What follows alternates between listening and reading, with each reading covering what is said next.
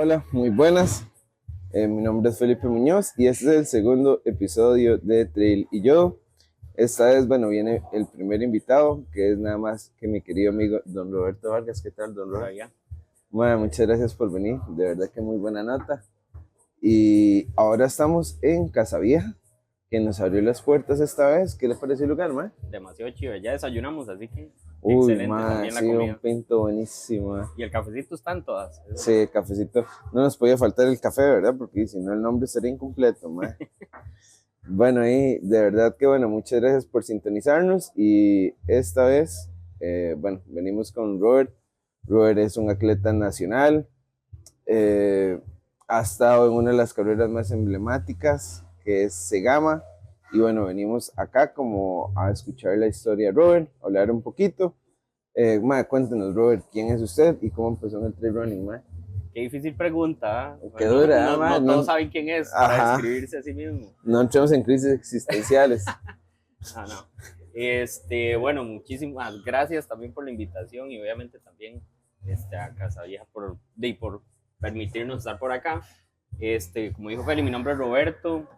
Yo soy biólogo, así que ya solo el hecho de correr una vez me llevó justo por el hecho de andar en la montaña todo el tiempo, pero ahora es de una forma distinta. Entonces ahora yo molesto que siempre me gusta correr y trabajar porque voy viendo pájaros, voy escuchando cosas. Entonces es parte de... Pero bueno, soy de San Joaquín de Flores, en Heredia, entonces también siento como esa cercanía con las montañas de Heredia.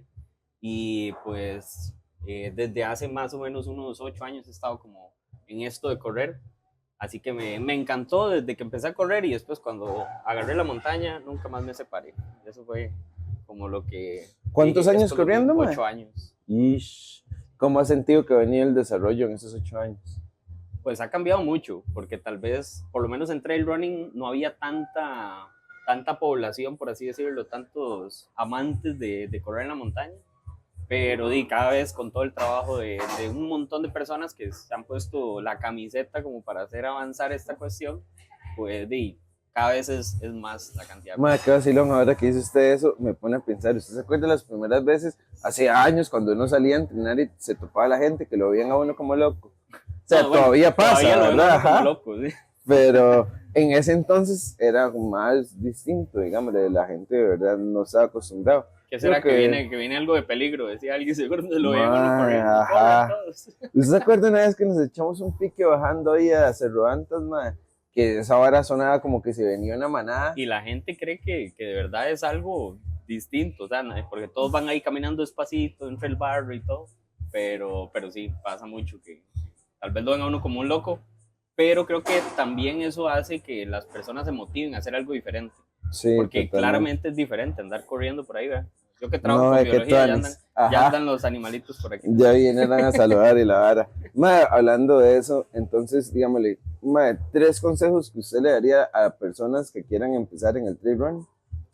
3 consejos. Lo primero es que, vamos a ver, si ya corren, ¿verdad? Y deben de tener algún tipo de base, por lo menos de decir, bueno, hago ciertos tipos de entrenamiento, trabajo fuerza, cosas de esos, ya van a entender algo. Ahora, si es una persona que está empezando, sí le diría que se acerque a otras personas que ya lo realicen o claramente a profesionales, ¿verdad? Que eso es, creo que debería ser una regla para que todos podamos disfrutar esto a largo plazo, ¿verdad? Pasa mucho que las personas a todos creo que nos ha pasado que a veces por la emoción corremos de más o lo que sea y se lesionan y se ahuevan, como dice uno, pero creo que el ir acompañado con un profesional va a ayudar a eso, a que uno vaya un poquito más progresivo y que uno no se lesione para disfrutarlo. Entonces, Ujú. un consejo sería eso.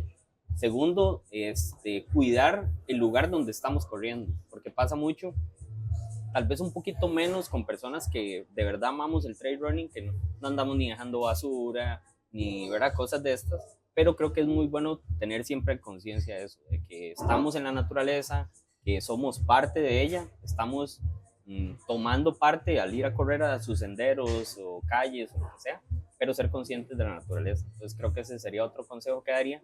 Y el tercero es como disfrutar.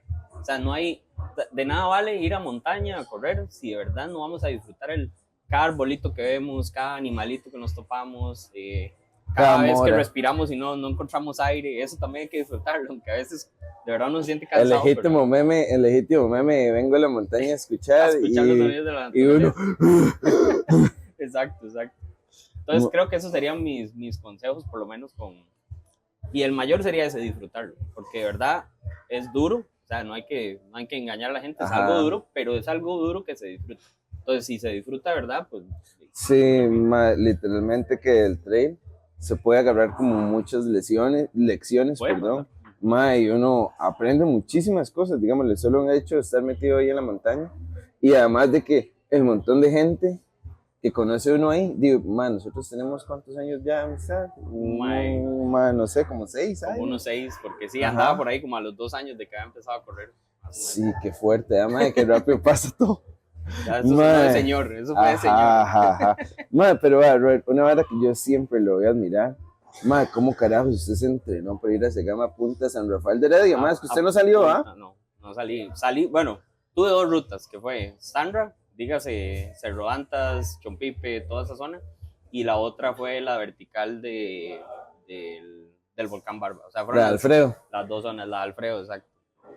Fueron las 2 zonas y literalmente de ahí no salí. Dentro de eso, el único lugar donde salí y fue calle, fue como ahora que estuvo en estos días lo de la Maratón de Cartago, fue lo único que hice un fondo en la Maratón de Cartago. Pero fuera de eso, todo fue en Cerro Antas, Chumpipe y Barba. ¿Qué se sintió toda esa preparación? Loquísimo. Creo que todo el proceso fue como de creer de que caer en realidad de qué iba a pasar. Porque es esas cosas locas que uno dice. ¿Y cuando se planificaba como toda la vara del viaje? Todo fue como medio vacilón, porque el hecho de poder ir a hacer la carrera también fue algo épico, porque fue por una rifa. O sea, vamos a ver, aquí no hay un Kilian Jornet, ¿verdad? Como para decir, lo invitaron, ¿verdad? Ajá. Le regalaron la inscripción. No, eso no. Fue una dinámica que hizo una empresa allá en España, y básicamente era que habían como 2 o 3 meses para correr 42 kilómetros, como 2 meses. Entonces uno podía correr 5 todos los días, y al sumar eso, y al final eso sumaban una plataforma que era por Strava, y a partir de ahí los que completaban los 42 kilómetros le iban dando como unos baches, que eran como unas imagencitas así, como que ya corrió tal parte de la Segama, hasta completar los 42. Pero la cuestión fue que yo no sabía. Y a mí un amigo me dijo, mira, está esto, ¿por qué no se apunta ahí? Capaz si uno la pega. Entonces yo corrí el día antes de que terminara como el concurso corrí 21 kilómetros en la noche, como a las 9 de la noche. Y al otro día corrí como a las 6 de la mañana otros 21 kilómetros para completar, porque se acababa como a las 9 de la mañana hora de Costa Rica.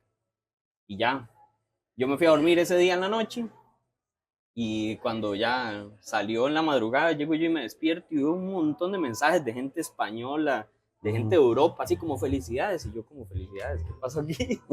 Y era que me había pegado la inscripción a Segama. Qué fresa, así, mae. o sea, lo que...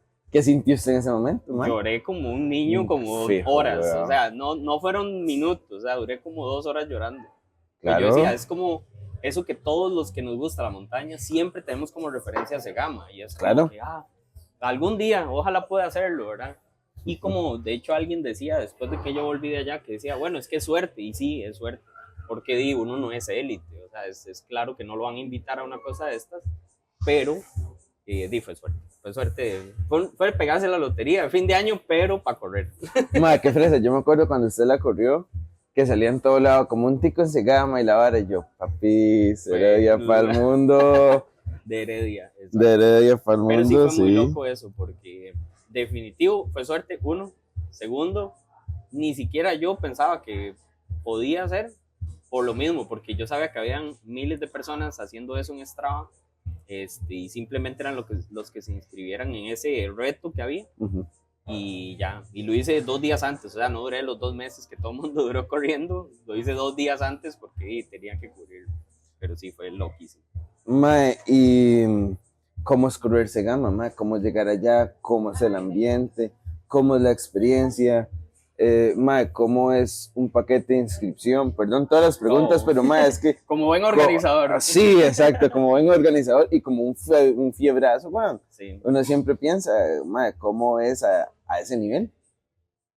vamos a ver, algo muy interesante fue que me pasó, fue que yo estaba, un año antes había conocido un español ahí en la universidad donde trabajo. Él vino a hacer su pasantía. Entonces fue la primera persona, cuando yo ya caí en razón de que iba a pasar y todo, fue el primero que le escribí. Le dije, hola John, ¿cómo estás?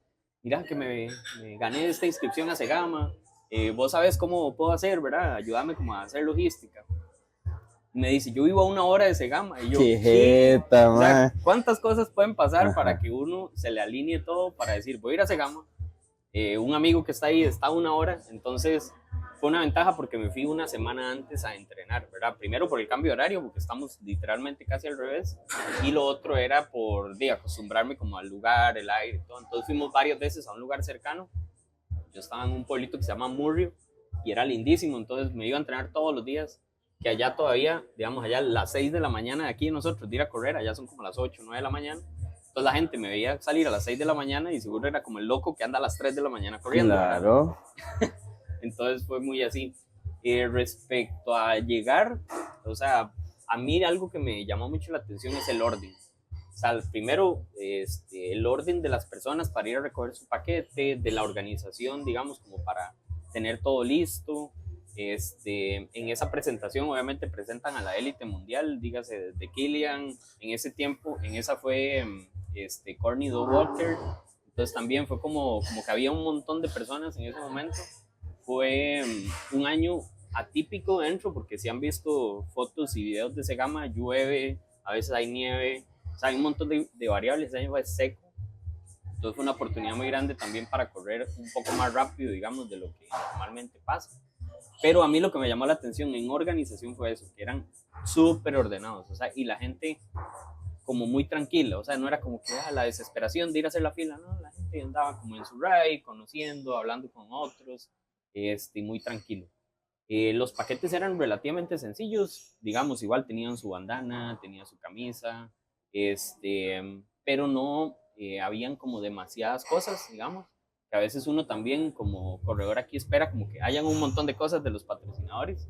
En carreras de ese tipo no hay tantos patrocinadores, sino que son patrocinadores muy grandes. Entonces, incluso la camisa no era como estas camisas, ¿verdad? Que son como más de correr, era una camisa de vestir, o sea, ni siquiera eso, era una camisa de vestir.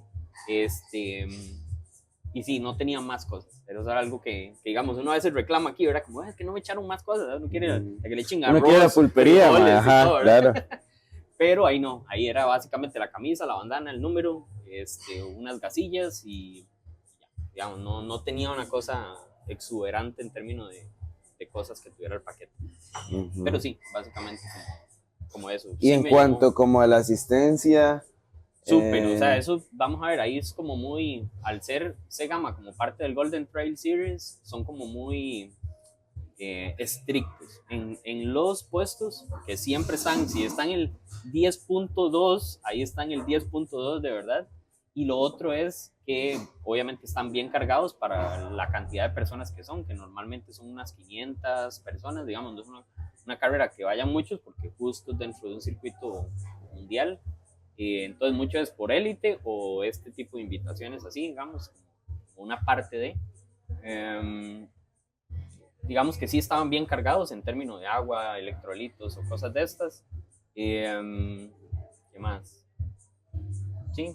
Y lo otro es los tiempos, que eso sí, esos puestos tenían tiempos y era donde yo tenía el susto, digamos.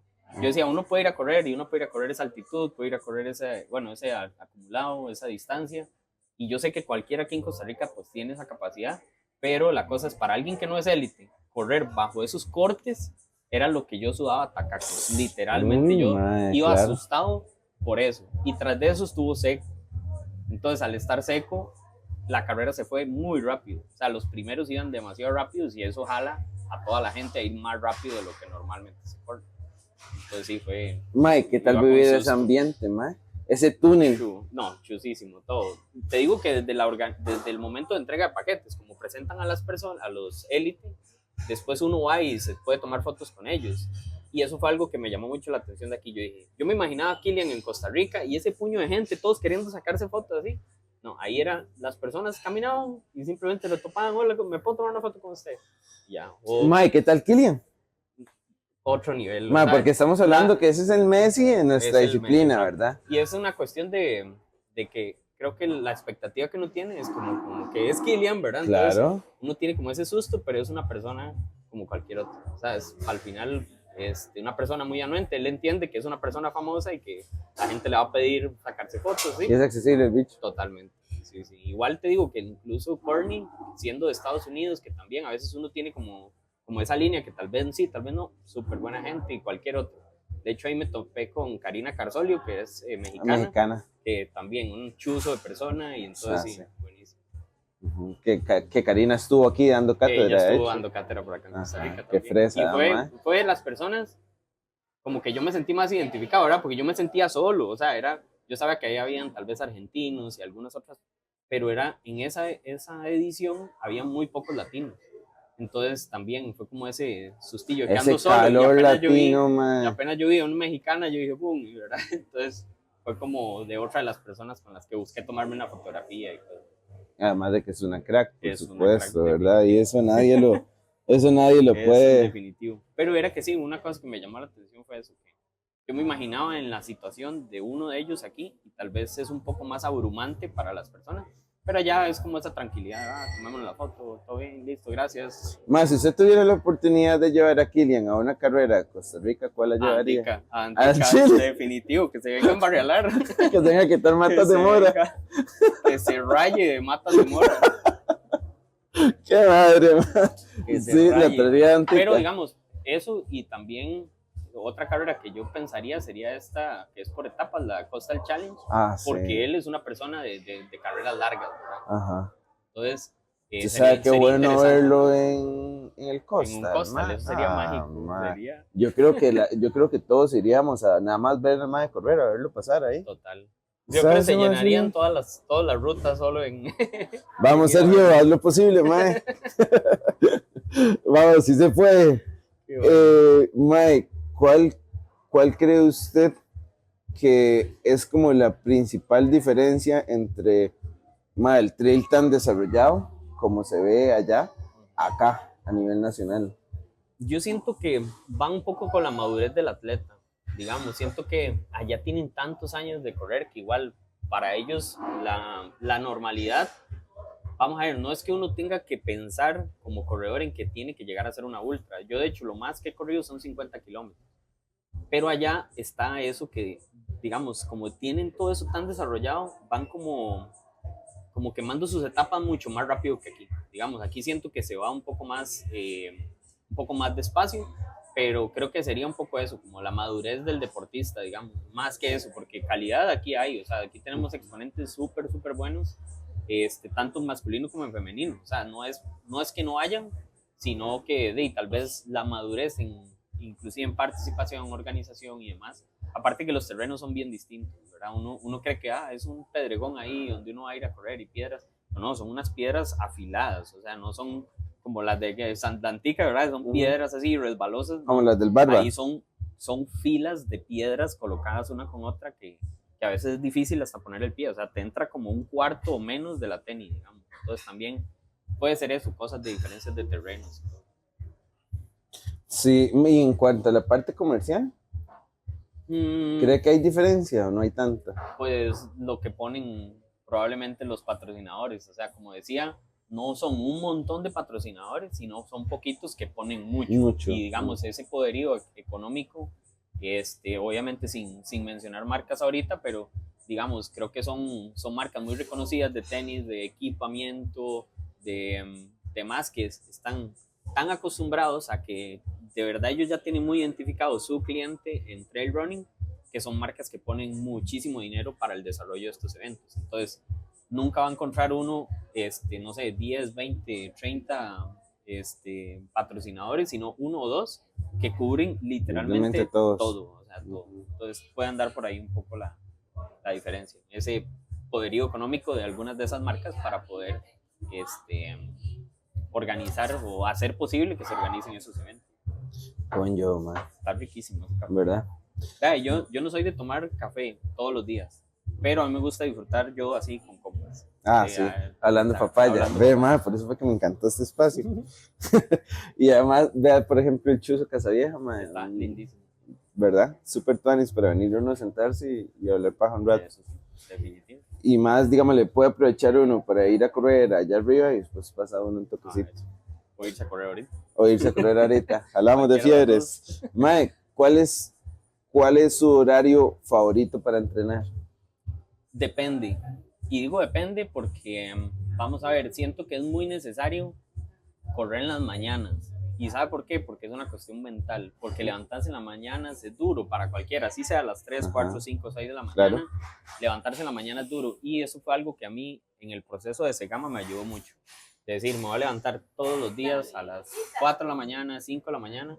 Yo decía, si yo logro levantarme todos los días a esa hora, sea como sea, termino esto. O sea, aunque sea muy duro. Entonces creo que sí, que es a gustos y al final entrenar es lo importante. Puede ser a mediodía, puede ser en la tarde, puede ser en la noche, que a nosotros nos encanta mucho ir a correr en la noche, por cierto. Pero la cuestión es esa, es como, yo lo sentí, del madrugar era como ese reto de, si logro esto, puedo lograr otra cosa y ahí va como amarrándome con eso. Mae, llevándola. Mae, y para las personas que nos escuchan y tal vez vienen empezando como en el trail o tienen esa fiebre, porque mae, cuando uno empieza en esto, uno se mete a todas las carreras que uno ve, ¿verdad? Entonces, mae, en estos años, ¿qué carreras, dígame, 3 carreras que sean sus favoritas a nivel nacional, o que usted le recomendaría a los atletas no perderse? No perderse, ¿no? Sí, y no es porque esté feliz aquí, y no es porque el podcast esté un poquito relacionado con, pero a mí Dantica es como, o sea, con solo decirles que igual como mencionaba al principio, fue mi lugar de entrenamiento 90% del tiempo, Dantica. Primero es un lugar retador, puede ser una sorpresa de que esté seco, que esté exageradamente lluvioso y llegar de barro de pies, tobillos o rodillas. Entonces, creo que eso es un reto diferente también. Aparte de correr en altura, creo que es muy bonito. Cuando yo empecé, la primera carrera que hice fue una que ya casi, bueno, creo que ya no se hace, que se llamaba la Insuperable Trail, que igual eran una cosa terrible de subida. Así, ¿En dónde, mae? Eso era en Turruares. Empezaba en el pueblito de Turruares. Es que todos esos lados de Turruares. Empezaba a subir a uno que se llama Grifo Alto y todo eso ahí. Y había una cuesta que le decían la bebé, porque uno iba de 4, así, agachado, literalmente. Así, entonces era bien, bien duro. Eran como 300 metros de subida. La otra que me gusta mucho, que lástima este año no se hizo y no pudimos participar, fue Cerro Cabecar, que es una carrera de pueblito. Entonces, de hecho, es donde entrenan Juan Ramón Fallas y todos sus hermanos por ese lado, porque creo que por ahí trabajan o viven, una cosa así. Entonces, es una carrera como a mí me gustó mucho, durísima, o sea, en 6.5 kilómetros, 1550 de nivel, o sea, un dolor de piernas, pero súper bonitas las vistas, ¿verdad? Hay una parte donde se ve el Chirripó arriba, ve uno los crestones también. ¿Al Chile? Entonces, cuando llega a la punta, a los 1500 de acumulado, ahí ven una apertura que hay del bosque, se ven los crestones. Qué fresa, no sabía. Entonces, muy chiva. Y en general, a mí me gusta mucho eso, digamos, yo casi no participo en muchas carreras, prefiero como seguir entrenando y tener como un enfoque, pero sí, las de pueblo me llaman mucho la atención porque sé que el dinero incluso va a la comunidad, va a una escuelita, va a la asociación de desarrollo, que ya uno sabe que son organizaciones que siempre tienen un poquito menos de dinero, ¿verdad? Y ese tipo de carreras les ayuda en muchas varas, sí, es que eso es algo importantísimo, digámosle, que la carrera no solo es como la carrera para las fiebres, sino es todo lo que conlleva ese evento, toda la gente que llega al pueblo, toda la gente que llega a comer en restaurantes, a quedarse al lado.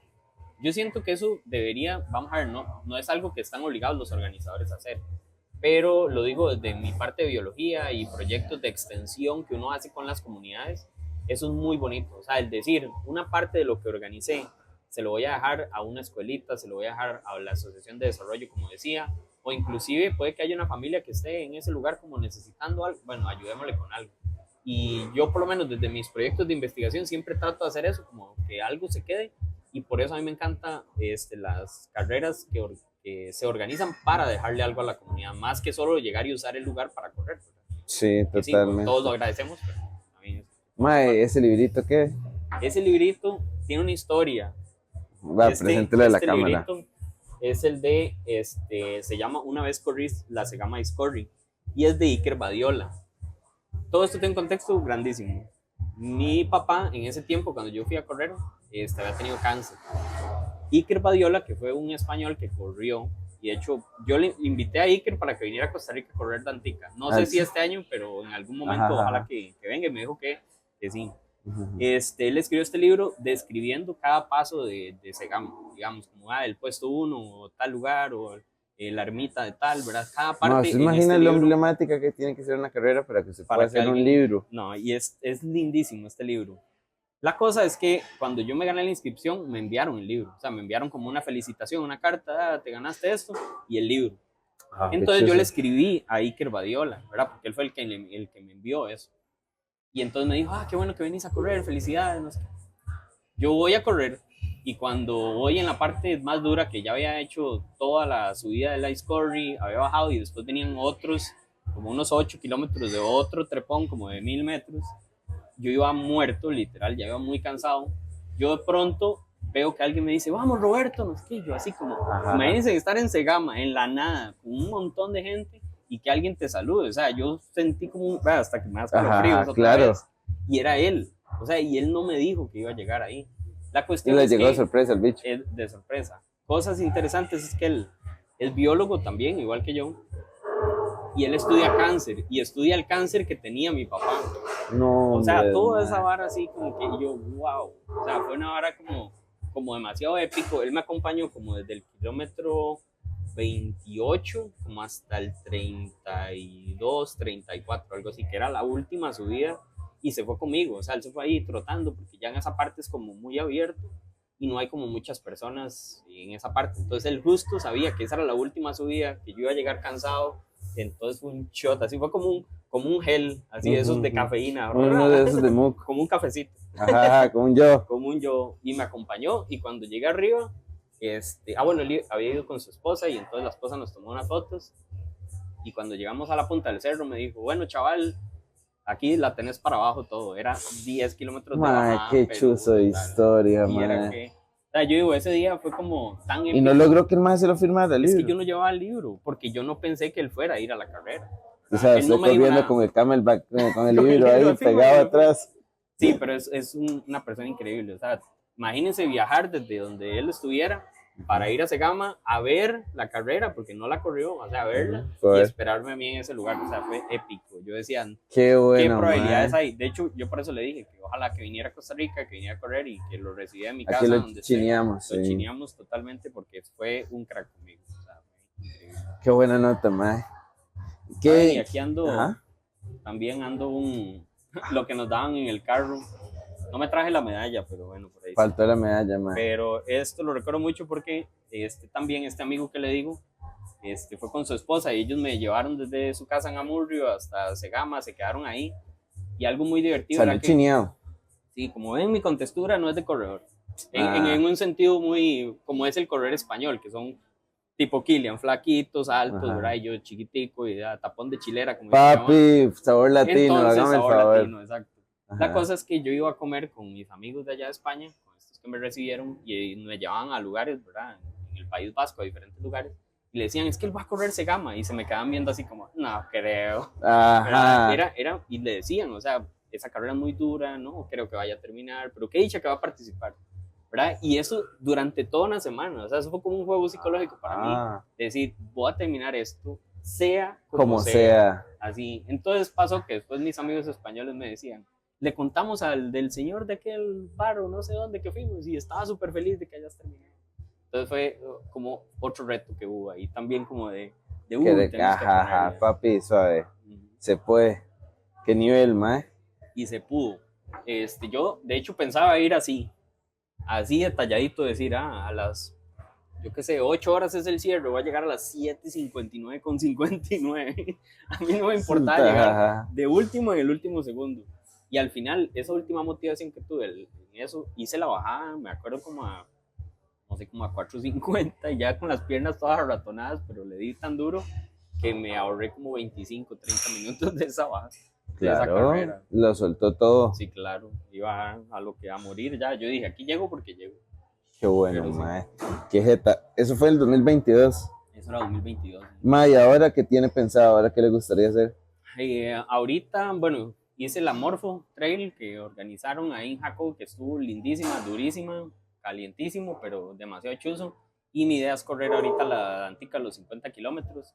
Mm, igual, lo mismo, como digo, siempre entreno ahí en esa zona, entonces como que seguir entrenando por ahí. Si me encuentro alguna carrera como más pueblerina, digamos, también me gustaría mucho eso. Pero sí, seguir entrenando entre Barba. Y como internacionalmente, ¿no ha pensado en alguna otra fuera? Sí, ahora estuve viendo que hay, bueno, una multietapas en El Salvador, que también estaría muy interesante. Nunca he hecho una multietapas y sería un reto bien bonito. No sé si correr una distancia tan larga, creo que tienen 130 kilómetros y 75, entonces la Sí, de 75, yo voy por la 75, jale, mae. Jale, Jale. pues, póngame una linga y lleve. Vámonos. Y vámonos. Sí. Pero sí, creo que una multietapas a fin de año estaría bonito. Mae, Y el otro año sí me gustaría mucho buscar, tal vez correr como en el Cono Sur. Sí, siempre he estado como en eso de correr en Colombia. Ahora estuve en Colombia el año pasado. Me gustaría mucho Colombia. Pero también hice una amistad en La Fortuna de San Carlos que vive cerca de Torres de Paine en Chile, que también me encantaría correr. Ahí son 50 kilómetros, creo que estaría muy bonito el otro año. No hay que emocionarse. Ajá, hay que llevarlo poco hay que llevarlo a poco. Tranquilo. Yo sé que a veces, como decía Feli, ahora uno se apunta carreras y quiere correr un montón.